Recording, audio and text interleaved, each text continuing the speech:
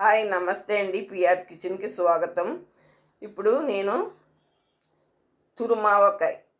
తురుమావకాయ బెల్లంతో పచ్చడి పెడుతున్నాను. చాలా అద్భుతంగా ఉంటుంది. కావాల్సిన పదార్థాలు చూశారు కదా.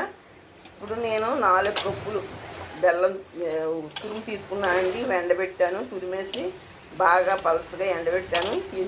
ఎండిపోయిన దాన్ని దీంట్లో ఆయిల్ వేసుకుని ఇలా కలుపుకుంటున్నానండి. 4 కప్పులు అయ్యింది ఇది. ఇప్పుడు 4 కప్పులకి 1 కప్పు కారం వేసాను, 1 కప్పు వేసానండి, హాఫ్ కప్పు పిండి మెంతిపిండి కలిపేసాను.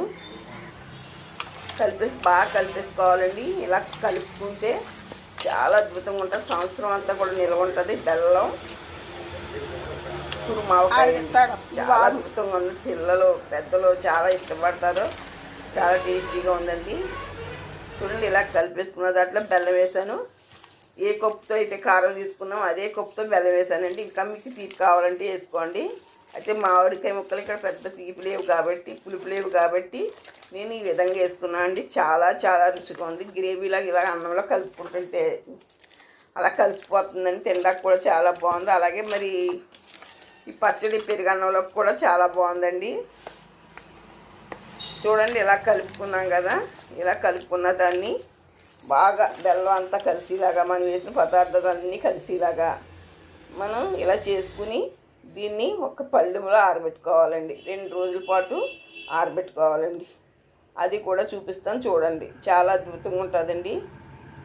ఇది ఎక్కువ మీకు సంవత్సరాల తరబడి ఉంటుందండి పచ్చడి. చూడండి, ఇందులో మరి కొద్దిగా ఇంగువ వేస్తున్నానండి. ఇంగువ ఇష్టం ఉన్న వాళ్ళు వేసుకోండి, ఇష్టం లేని వాళ్ళు వద్దండి. చూడండి, నూనె వేస్తున్నాను. వేసి కలిపేస్తాను ఒకసారి.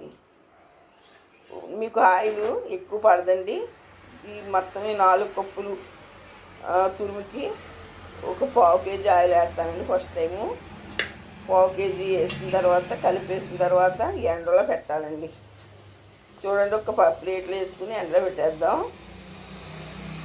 ఒక 2 రోజులు ఎండాలండి. ఎందుకంటే బెల్లంలో ఉన్న ఏమన్నా తడి పొడి ఉంటే పోతుంది. చూడండి, పళ్ళెంలో వేసి ఎండలో పెట్టేశాను. ఎండలో పెట్టిన తర్వాత తీసిన తర్వాత ఎలా ఉంటుందో చూపిస్తాను, చూసేయండి.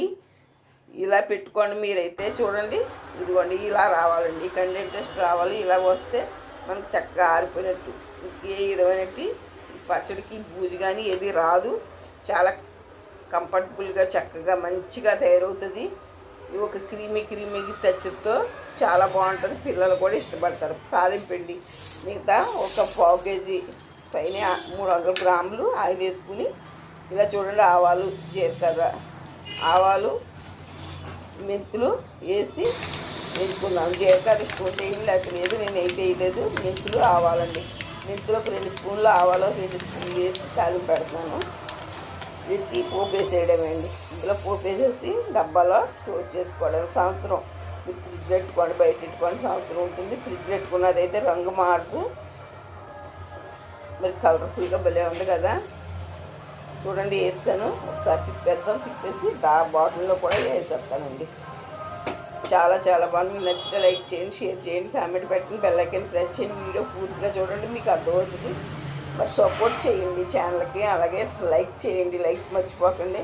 చూడండి, డబ్బాలోకి స్టోర్ చేసుకోవడానికి డబ్బాలో పెట్టాను.